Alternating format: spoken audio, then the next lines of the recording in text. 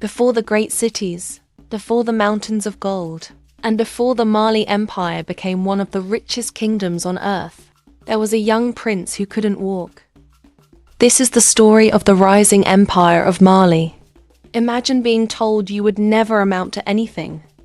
Imagine watching other children run and play while you couldn't even stand on your own feet.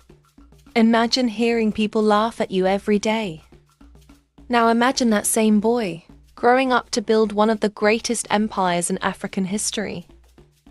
This is the incredible story of Sundiata Keita, the boy who was underestimated, exiled, and nearly forgotten, but he rose to become a legend.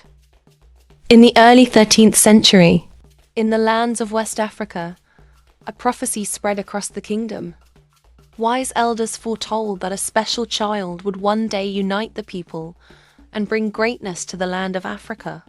And when Sundiata was born, many believed he was the child from the prophecy. But as the years passed, something seemed terribly wrong.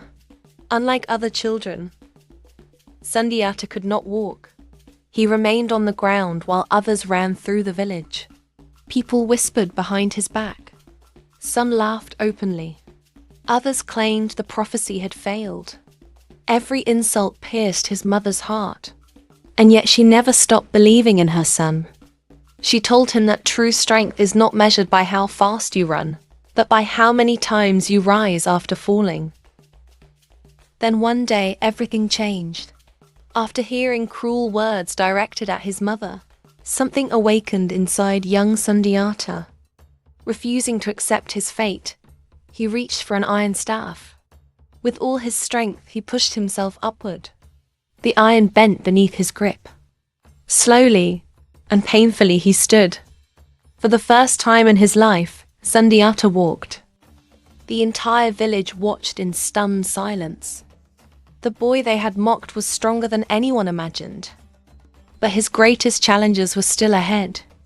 Soon after his father's death, powerful rivals seized control of the kingdom.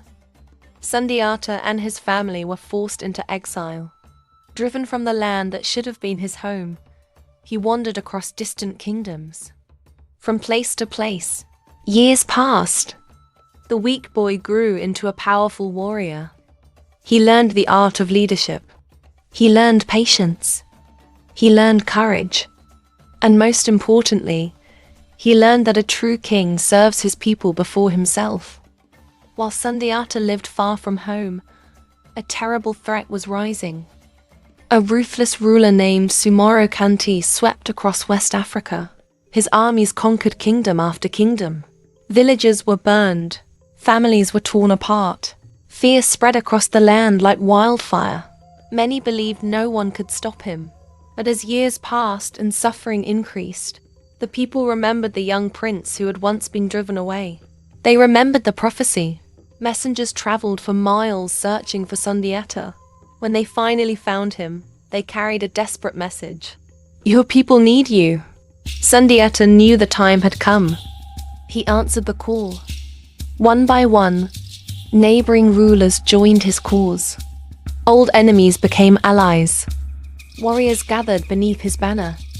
For the first time, the divided kingdoms stood together.